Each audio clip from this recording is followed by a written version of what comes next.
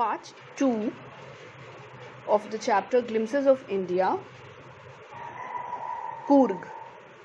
Coorg is coffee country famous for its rainforest and spices. Midway between Mysore and the coastal town of Mangalore sits a piece of heaven that must have drifted from the kingdom of God. So the writer compares the beauty of this valley Coorg directly from something celestial, from something heavenly. He says that it must have drifted, it must have moved from the kingdom of God itself. This land of rolling hills is inhabited by a proud race of martial men, beautiful women, and wild creatures.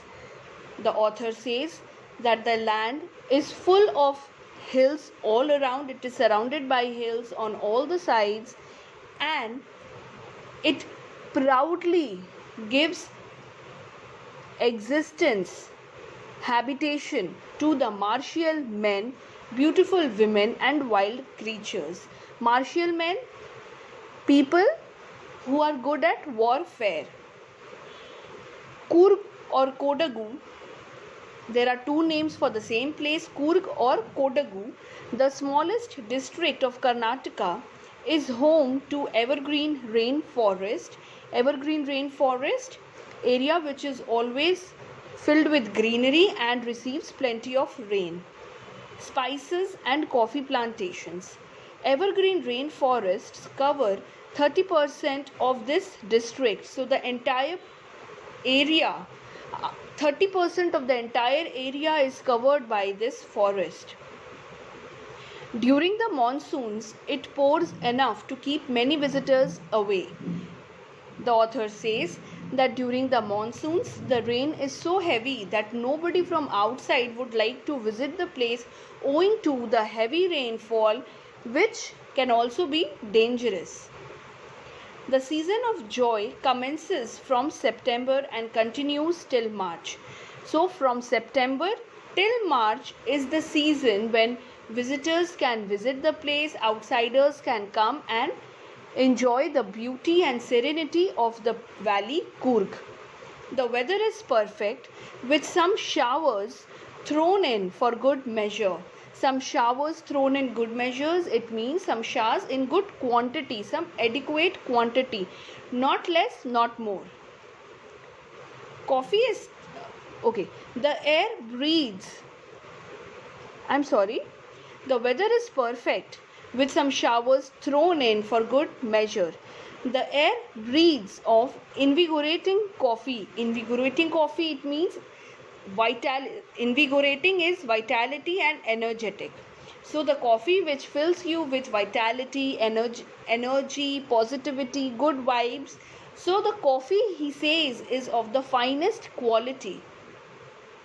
Coffee estates and colonial bungalows stand tucked under tree canopies in prime corners. So the valley is full of coffee estates, coffee lands, the lands or the coffee plantation, the area where the coffee estates and the plantation is carried out, and colonial bungalows and bungalows right from the times of colonies, and they are tucked under, they are safe, they are beautifully kept, they are beautifully maintained under the tree canopies, the covering of the trees, in prime corners, in good areas. The fiercely independent people of Coorg are possibly of Greek or Arabic descent. Now the author says that these people of Coorg, they are either from the Greek descent or from the Arabic. So he talks about two theories or two stories about their descent. As one story goes, a part of Alexander's army moved south along the coast and settled here when return became impractical. Author says that Alexander's army, when it was in India, invading India and capturing the various parts of India, when they understood that If you remember, it was Alexander the Great who was unable to return back, and on its way he died. Isn't it? So when Alexander's army was unable to go back to their own land, they along the southern coast of India, they started settling down. These people married amongst the locals, and their culture is apparent in the martial traditions, marriage, and religious rites, which are distinct from the Hindu mainstream. So the author says that the Hindus in the country, the Hindus have a different set of rules and regulations and rituals, and on contrary, the people of Coorg, as they have now evolved with time, and there is a mixed generation. Alexander's army, they were all from where? Greeks, and they were all Greek, and thus the mixing of Greek tradition with the tradition of the locals, that gave birth to a different kind of a system, and it was mostly Greek in origin, and therefore the Coorgis, they have their own distinct regulations and rituals. The theory of Arab origins draws support from the long black coat with an embroidered waist belt worn by Kodavus. Now here is the next theory. He says that now this Arab origin theory, it actually comes from the attire which the Coorgis wear. Now Kodavus is the tribe, and they actually wear a long black coat with a belt at the center, and the belt is highly embroidered, and they say that known as kupia, it resembles kufia worn by the Arabs and the Kurds. So the author says that the Kurg coat is known as kupia, and it actually resembles the kufia. Kufia, if you all have seen, is the checked cloth which is used to cover the heads by the Arab people. Arab people, if you all have noticed, if you Google some image, you will see they cover their head with the help of some long cloth which is checked. Box like structure is made on that, and that is called kufia. And these Kodavus, the people from Coorg, they wear it. They wear something very similar to that, and therefore it is said that these Coorgis are maybe the descendants of the Arabs and the Kurds. Coorgi homes have a tradition of hospitality, and they are more than willing to recount numerous tales of valor related to their sons and fathers. So Coorgi homes, it means the Coorgi people are very welcoming, they are very hospitable, they are very friendly in nature, and when one gets to know them, the Coorgis, they talk to them about the valor and the warfare skills of their forefathers, of their grandfathers, and even of the present generation. The Coorg regiment is one of the most decorated in the Indian Army, and the first chief of the Indian Army, General Cariappa, was a Coorgi. So here the author gives slight information that in the Indian Army, even in present time, the Coorg regiment is very decorative. They have very decorative dresses to wear. The dresses are very flowery and very beautifully made. They are very rich made. And he also adds that the first general of Indian Army, General Cariappa, was also a Coorgi. Even now, Kodavus are the only people in India permitted to carry firearms without a license. Now he adds that Coorgis are the ones who are allowed to carry firearms without any license. This shows that Coorgis, they have the understanding understanding the use and importance of the firearm, and they just do not pull the gun over anybody for no reason. They know when to use, how to use. According to for Coorgis, it is used only at the time of warfare and not otherwise. And this suggests that the Coorgis are very reliable. It shows that they are very reliable and trustworthy. The river Kaveri obtains its water from the hills and forests of Coorg. The river Kaveri flows close by and it obtains water from the hills and forests of Coorg. Mahasir, a large freshwater fish, abound in these water. Which species of the fish is found? Mahasir. Kingfishers dive for their catch, while squirrels and langurs drop partially eaten fruit for the mischief of enjoying the splash and the ripple effect in the clear water.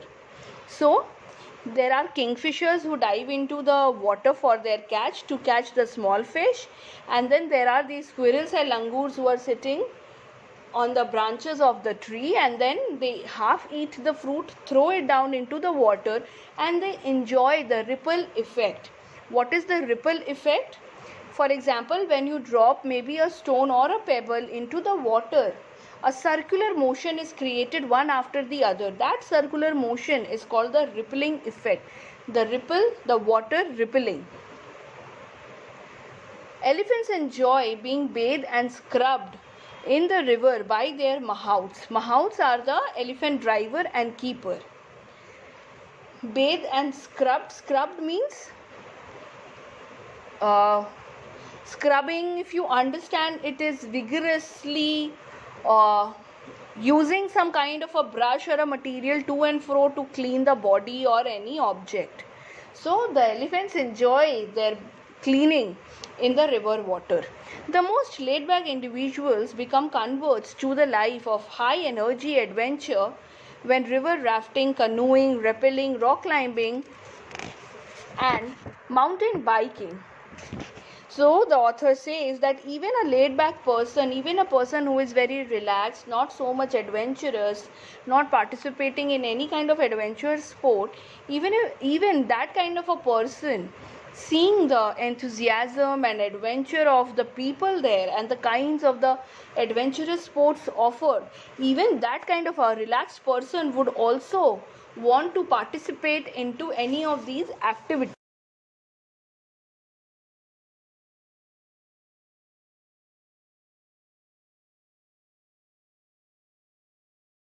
The word canoe, canoe plus ing is canoeing. Canoeing is a small boat, and the activity of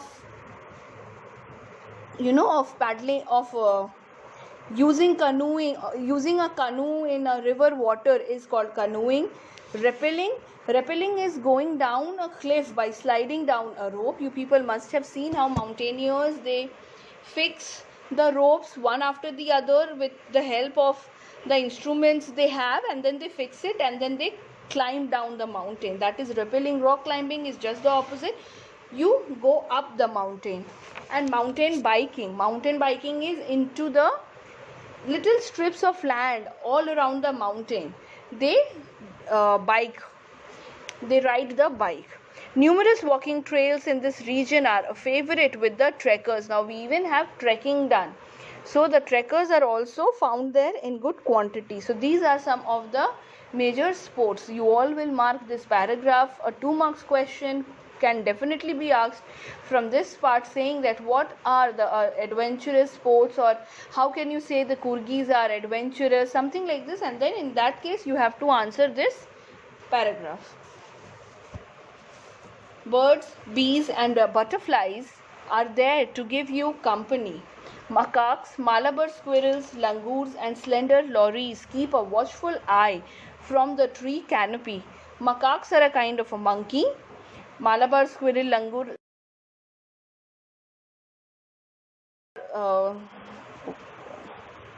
slender lories are also a kind of a monkey, but they have a face of an owl, a very much similar face to an owl.